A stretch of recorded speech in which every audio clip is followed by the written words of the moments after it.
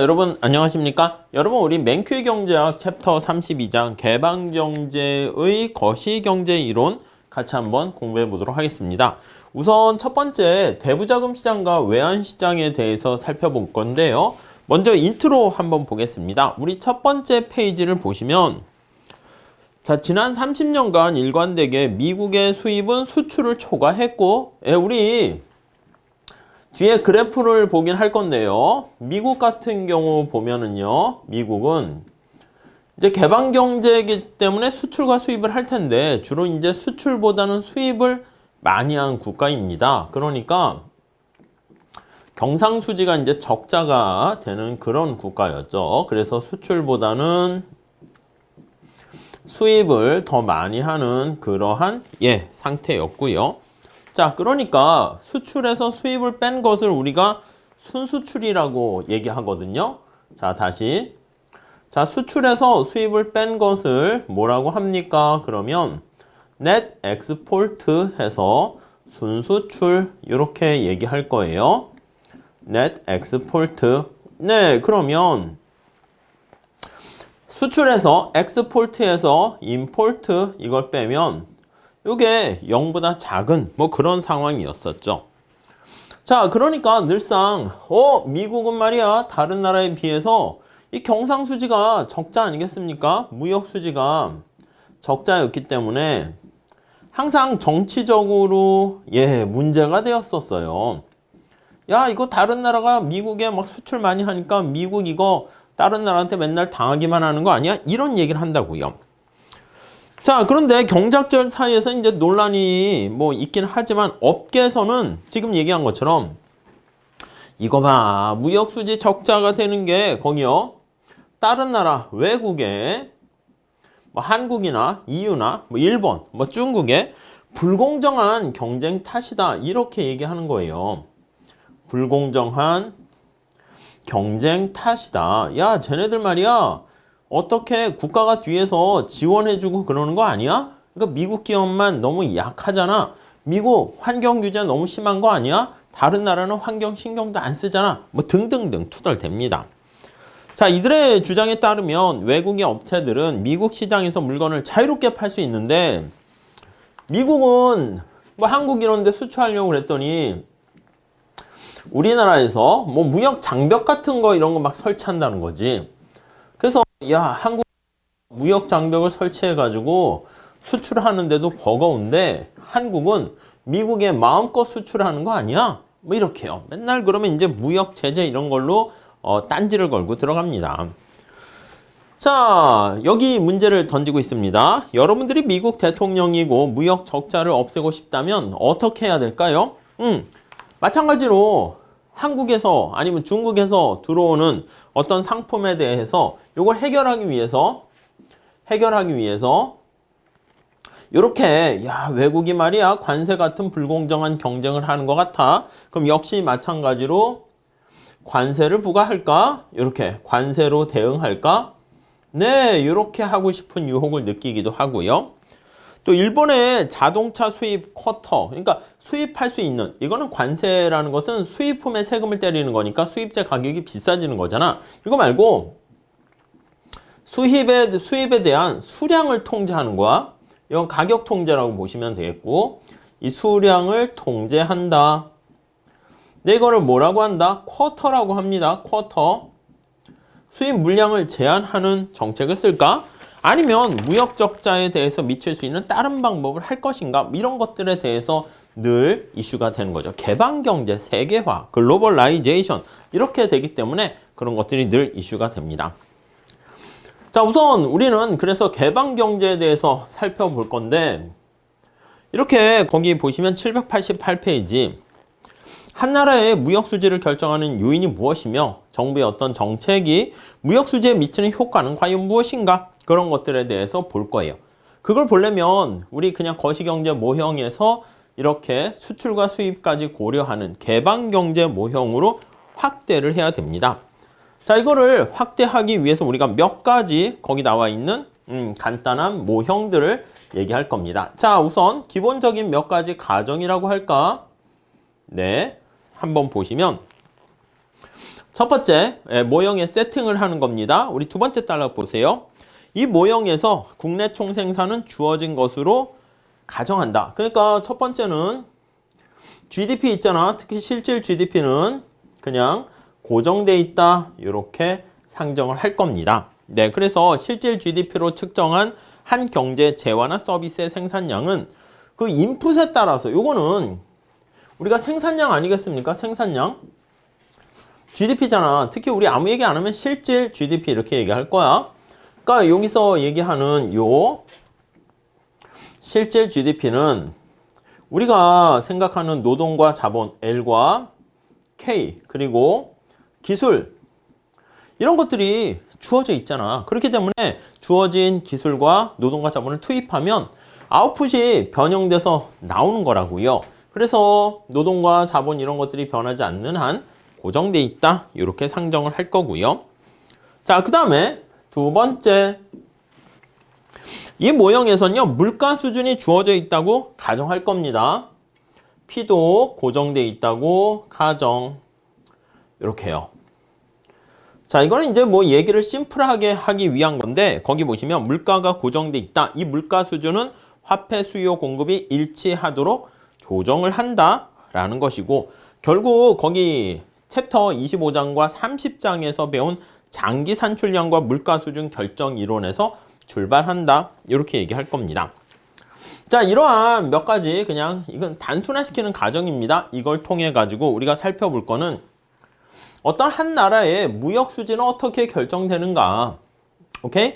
환율은 어떻게 결정되는가? 그런 변수들을 한번 살펴볼 것이고 그 다음에 이 대부자금, 이 자금을 빌려주고 빌리는 그런 시장입니다. 그리고 외환시장, 우리가 뭐 달러라든가 이런 것들이 해외에서 자금이 들어오는 거야. 그러니까 여기 말하는 대부자금 시장은 그냥 국내에서 자금의 공급과 수요라 그러면 외환시장이다 그러면 이제 해외에서 자금의 공급까지 우리가 조달할 수 있잖아. 거기까지 확장을 시킬 거다라고 보시면 되겠고요.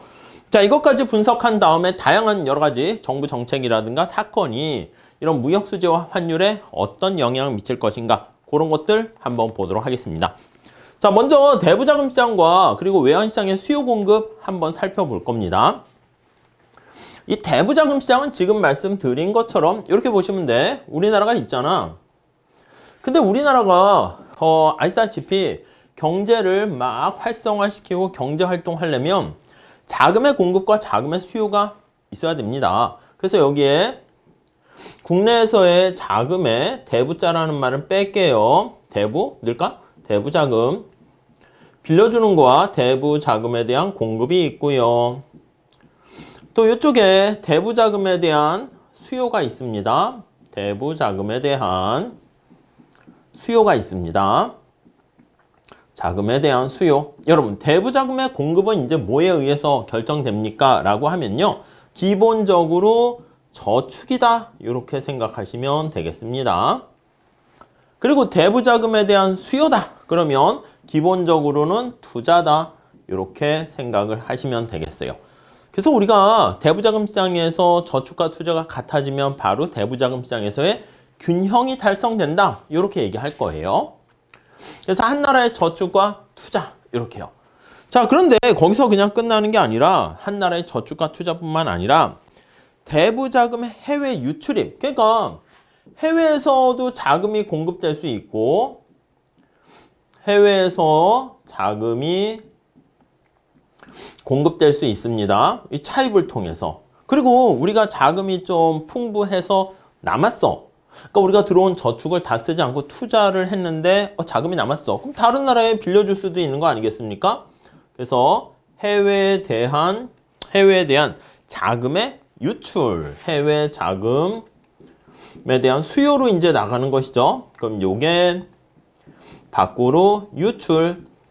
요거 이제 해외에서 자금이 들어오는 거니까 유입. 이렇게 해서 우리나라 경제를 활성화시키는데 자금이 어떻게 조달되고 어떻게 쓰는가 외환시장까지 보겠다는 것입니다. 자, 좀 더 구체적으로 보시면 개방경제에서 그래서 대부자금 시장이다 그러면 자, 우리 다음 페이지 789페이지 가볼게요. 첫 번째 줄 보시면 저축하려는 사람들은 누구나 이 시장에서 예금을 하게 되고 돈을 빌리려는 사람은 이 시장에서 차입을 한다. 그러니까 요 저축을 한다는 게 대부자금의 공급이 되는 거예요. 국민의 저축. 그리고 대부자금의 수요 쓴다는 겁니다.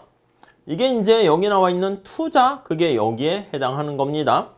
근데 만약에 우리가 100을 저축했어. 요거 다시 쓸까요? 저축과 투자를 봤는데 저축이 100을 했는데 자, 국내에서 투자로 80만큼 밖에 안 썼어. 잉여 자본이 남은 거잖아. 그럼 이게 어떻게 된다? 밖으로 나가는 거지. 미국 애들이 야, 한국아 좀 돈 좀 빌려줄래? 이런다고. 그래서 순 자본 유출 해가지고 순 net capital outflow 해가지고 이게 얼마나 되는 거야? 20 이렇게 된다는 겁니다. 자, 만약에 개방경제가 아니면 우리 이거 NCO 이거는 빵 이렇게 하면 저축과 투자가 같다. 이게 이제 대내 시장에서 대부자금 시장에서 균형이 되는 거잖아요. 자, 그래서 여러분들 자금을 빌리고 쓰는 데 있어서요. 두 번째 줄 보시면 이자율 있죠. 이자율.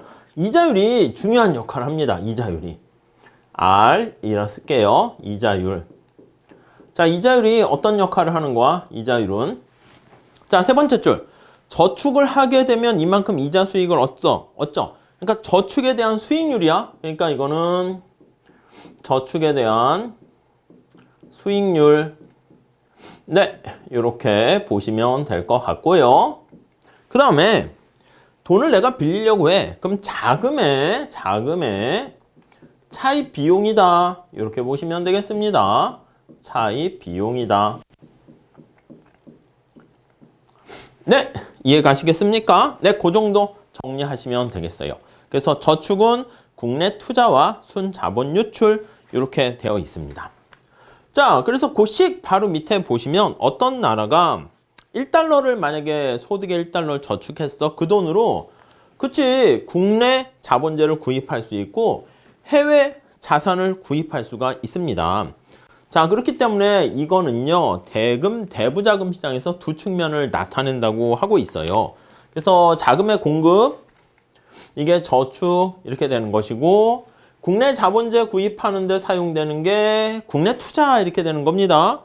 그게 아니고 거기 나와 있는 것처럼 해외 자산을 구입하게 되는 거, 이게 순자본 유출 이렇게 되는 것이죠. 자, 다시 우리가 저축을 하게 되잖아. 그럼 자본의 공급이 되잖아. 그럼 요건 국내 자본재를 구입하는 겁니다.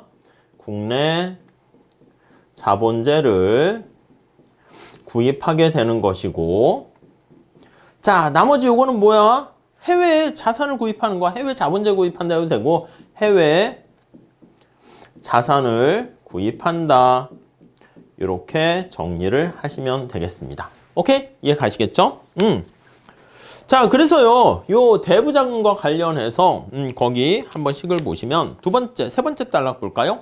대부자금은 국내에서 조성되어 자본 축적에 사용될 수 있는 자금. 자, 찾았습니까? 그걸 대부자금이라고 해.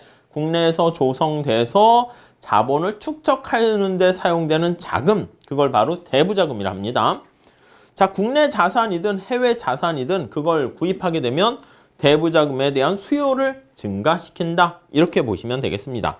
특히 요거 순자본 유출은 플러스가 될 수도 있고요. 마이너스가 될 수도 있어.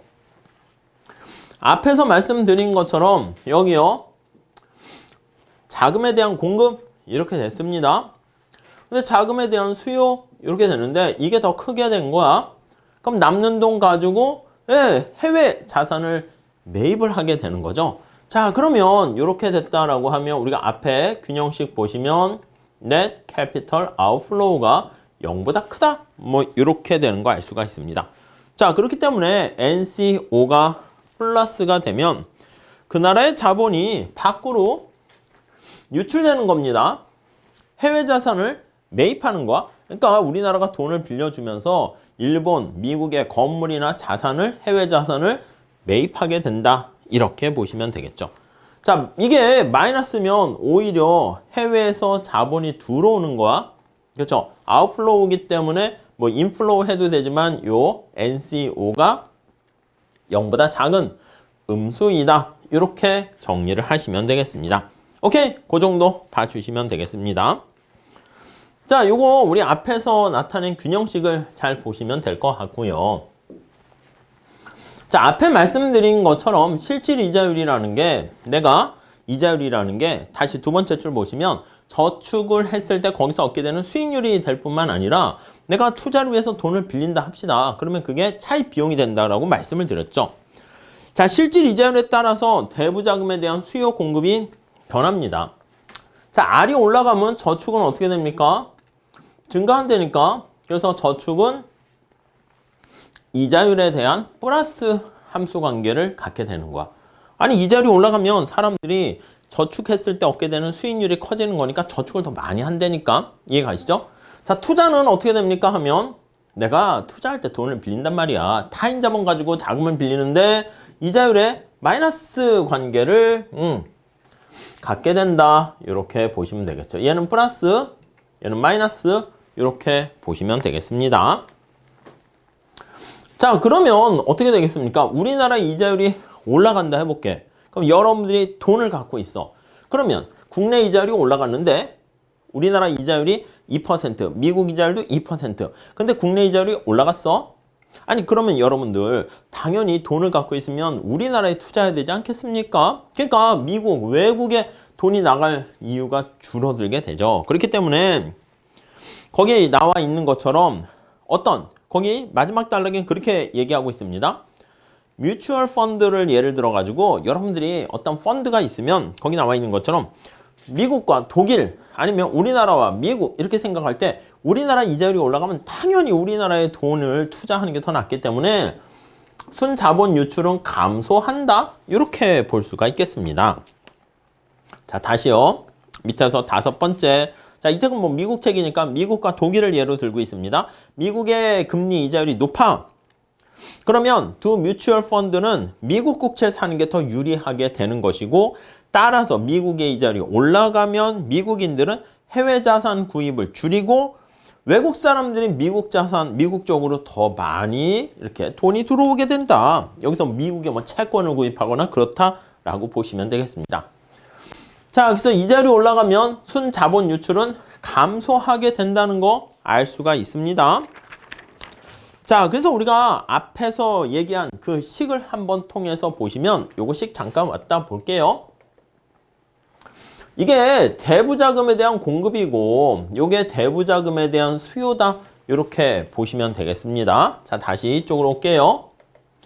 대부자금에 대한 공급은 이자율의 플러스고 순유출도 여기 net capital outflow도 이자율에 대해서 무슨 관계다? 마이너스 관계다라는 것을 알 수가 있습니다. 그러니까 대부자금에 대한 공급은 이자율의 플러스인데 대부자금에 대한 수요는 이자율의 마이너스다. 요거 잘 좀 체크하시면 되겠네요. 자, 그래서 정리를 다시 한번 해보도록 하겠습니다. 이자율이 상승하게 되면 저축이 증가하니까 대부자금의 공급은 증가하게 돼서 대부자금에 대한 공급 곡선은 우상향하게 그릴 거고요. 대부자금에 대한 수요는요. 마이너스 저축과 뭐라고? 아니, 투자와 net capital outflow잖아. 그거는 마이너스이기 때문에 대부자금의 수요는 감소한다. 이렇게 보시면 되겠습니다. 자, 이 둘을요. 그래프로 나타낸 게 이거야. 대부자금의 공급은 요거 저축 보시면 되겠고 밑에 걸로 잘 그냥 한꺼번에 봐주세요. 대부자금에 대한 수요는 투자와 NCO 이렇게 구성되어 있고 요게 균형 대부자금액이고 요게 균형 실질 이자율이다 라고 보시면 되겠습니다. 이 대부자금이 그냥 사과같이 어떤 수요 공급이라고 보시면 되겠습니다.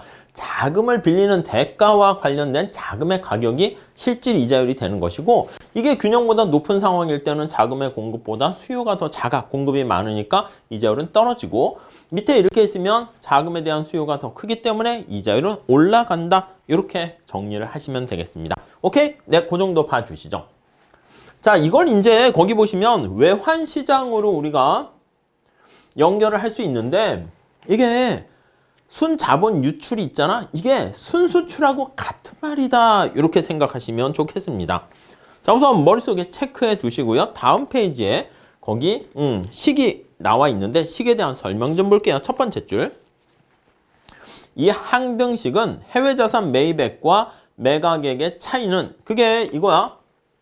NCO가 우리가 자본이 밖으로 나가는 거잖아. 해외 자산을 매입하는 거랑 매각하는 거의 차이. 그러니까 이게 플러스가 되면은 더 우리가 많이 매입을 해서 돈이 밖으로 나갔다는 것이죠.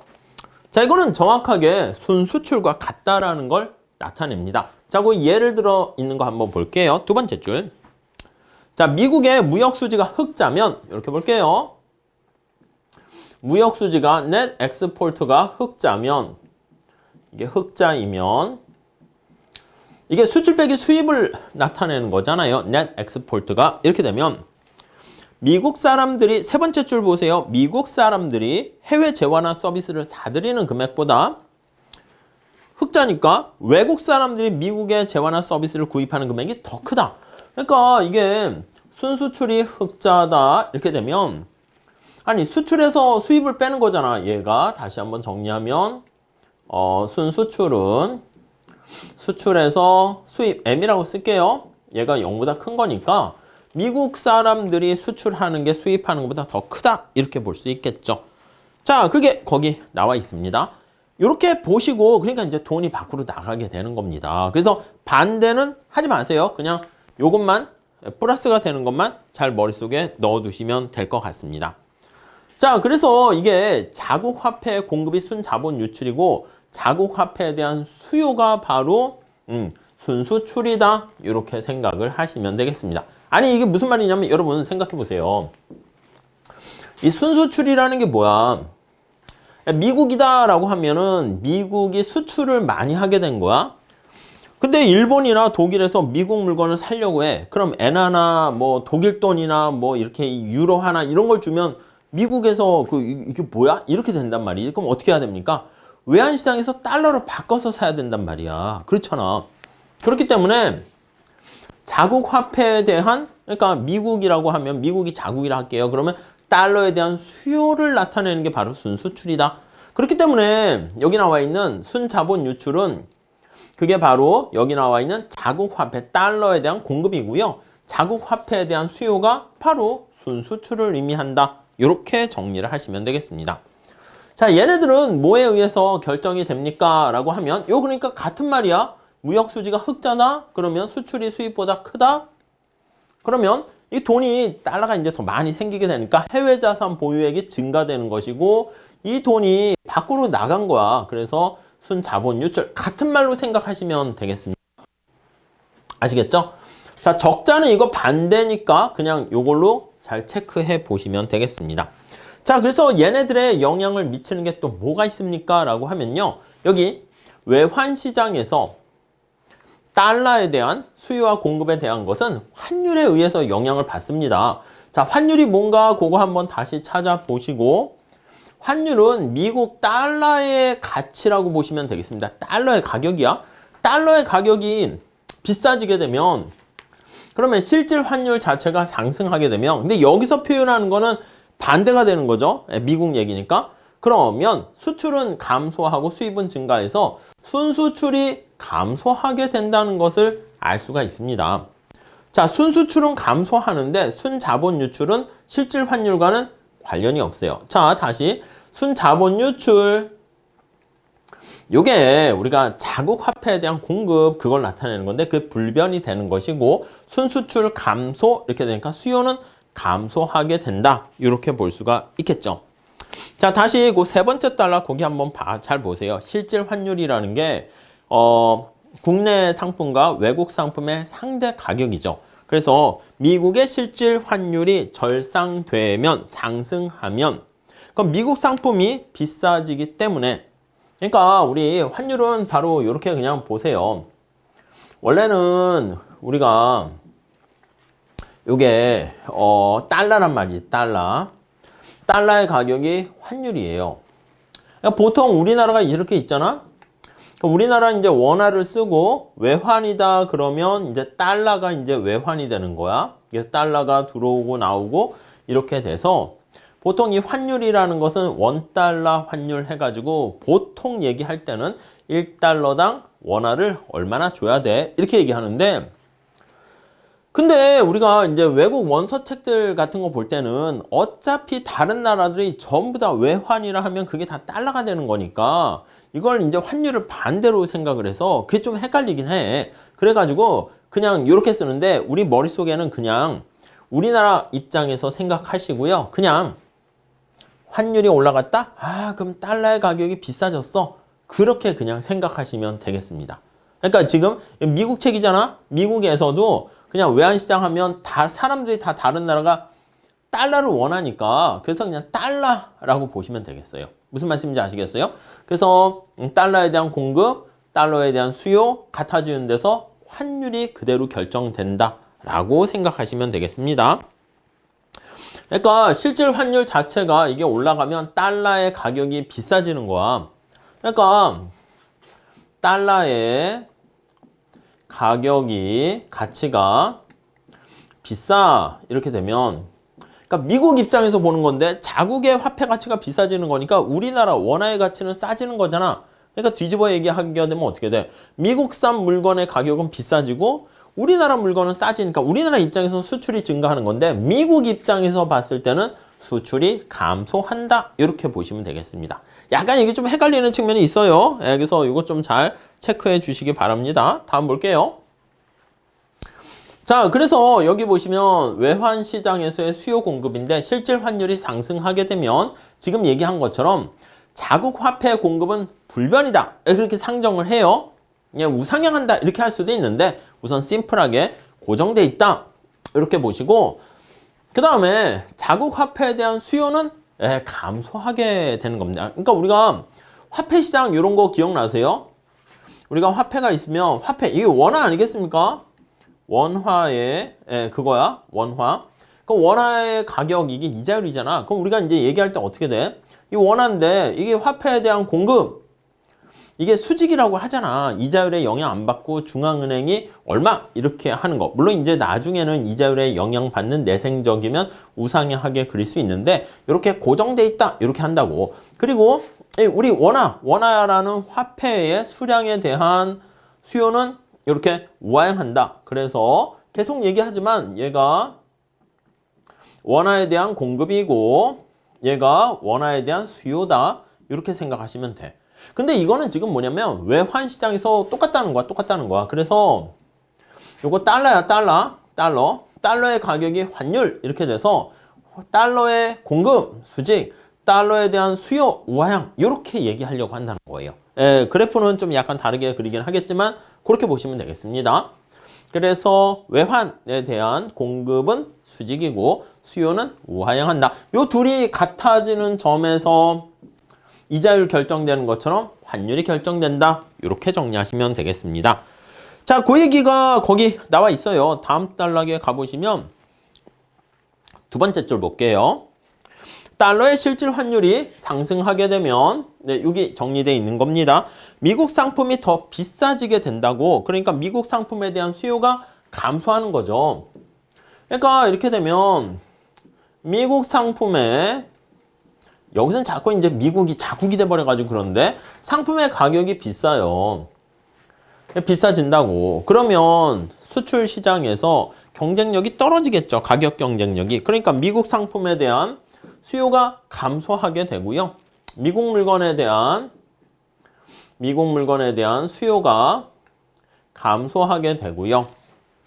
자, 그럼 달러. 아니, 미국 물건 살려면 달러가 있어야 되잖아. 그래야지 미국과 거래를 할 수 있는데 달러에 대한 수요도 감소한다라는 것을 알 수가 있겠습니다. 자, 다시.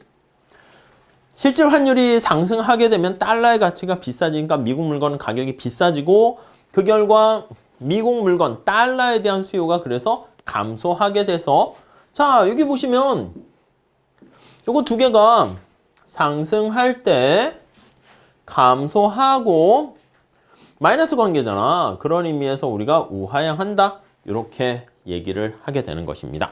오케이, 되십니까? 그리고 이제 거기 보시면 달러에 대한 공급은 수직이 돼서 그러니까 얘는 불변이라고요. 왜 이렇게 됩니까? 라고 하면은 거기 볼게요. 순자본 유출을 위해서 공급되는 달러의 양은 실질 환율과 상관없어. 그러니까 얼마나 공급되는가 그렇기 때문에 환율에 영향을 안 받기 때문에 그렇다라고 보시면 되겠습니다. 자, 그래서 거기에 약간 그런 얘기가 있어요. 저기요. 순, 자본, 유출은 환율에 영향을 받지 않습니다. 영향이 없어. 자, 그래서 어떻게 된다? 그래서 얘가 바로 수직 이렇게 된다고 하는 거야. 네, 달러에 대한 공급이 수직. 요거에 대한 부연 설명이 조금 있어요. 한번 살짝 같이 한번 보도록 하겠습니다. 자, 한번 보시면 밑에서 세 번째 줄 볼게요. 네 번째 줄.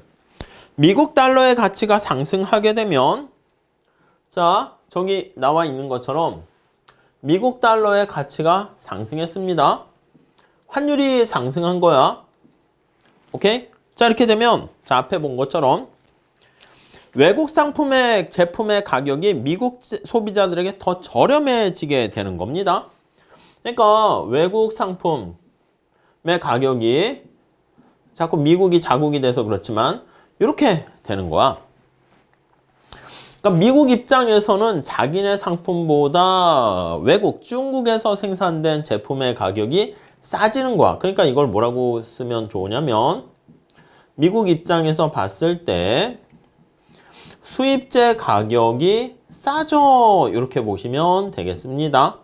네, 이해 가시죠? 네, 그러면 자, 근데 수입제 가격이 싸져서 미국 사람 입장에서는 야, 중국산 물건을 사는 게 더 이득이네? 그렇게 생각할 수 있어요. 근데 그것만 되는 게 아니라 외국 자산도 덜 비싸진다. 그러니까 가격뿐만 아니라 그 상품 거래되는 것뿐만 아니라 외국에 대한 자산도, 자산 가격도 하락해서 싸져. 같이 이렇게 싸지게 된다는 거예요. 이해 가십니까? 자, 덜 비싸진다. 번역은 그렇게 했습니다. 자, 그러면 외국 자산의 매력이 증대되니까 자, 미국의 투자자 입장에서는 그러나 거기 보시면 궁극적으로 외국 자산과 자, 미국 사람이 중국의 자산을 이렇게 구입하려고 해. 그러면 그 자산과 그 자산에서 발생하는 수익을 다시 달러로 바꾸려고 해야 되는 것이죠. 그러니까 중국 자산을 구입해야겠네? 그럼 이제 위안화 같은 게 있어야 되니까 그러면 달러, 자기가 갖고 있는 달러로 살 수 없잖아. 그러니까 위안화로 다시 바꿔야 된다는 말입니다. 자, 그렇기 때문에 다시 다음 페이지 가보시면 미국인들이 여긴 일본어로 되어 있습니다. 일본 회사 주식을 더 낮은 가격으로 살 수가 있게 되는 거야. 자, 그러나 이 주식의 배당은 엔화로 또 배당이 되는 거야. 그러니까 일본의 주식을 막 사요. 샀어. 일본 어떤 기업의 지분을 획득한 주주가 된 거야. 나중에 배당 수익을 얻겠죠? 미국 사람들이. 근데 그때 돈은 엔화로 받게 되는 거지. 자, 그래서 두 번째 줄 보시면 달러의 가치가 높아지게 되면 엔화로 받은 배당금을 달러로 바꿀 때 받을 수 있는 달러 금액이 줄어들게 되네요. 이해 가시죠?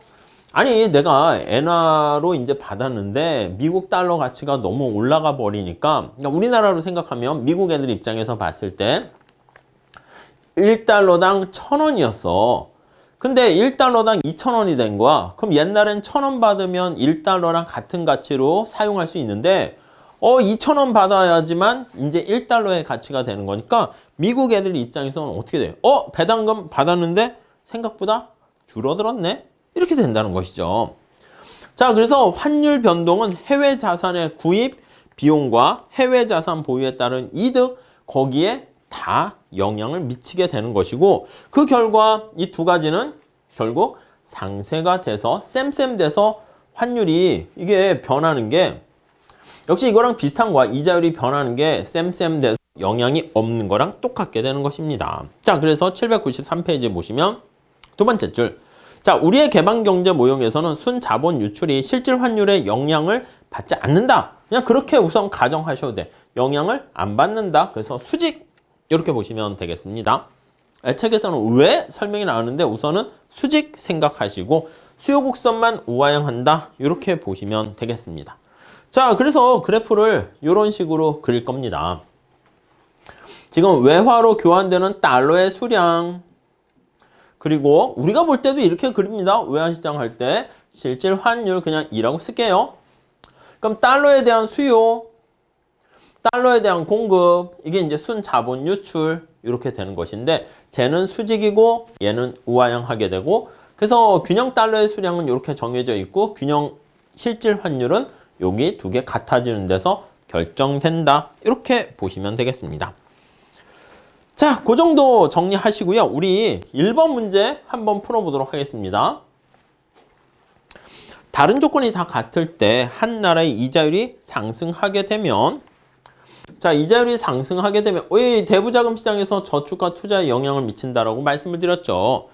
국내 투자는 어떻게 돼요? 국내 투자는 줄어들지. 그리고 또 순자본 유출, net 캐피털 아웃플로우도 줄어든다. 이렇게 보시면 되겠습니다.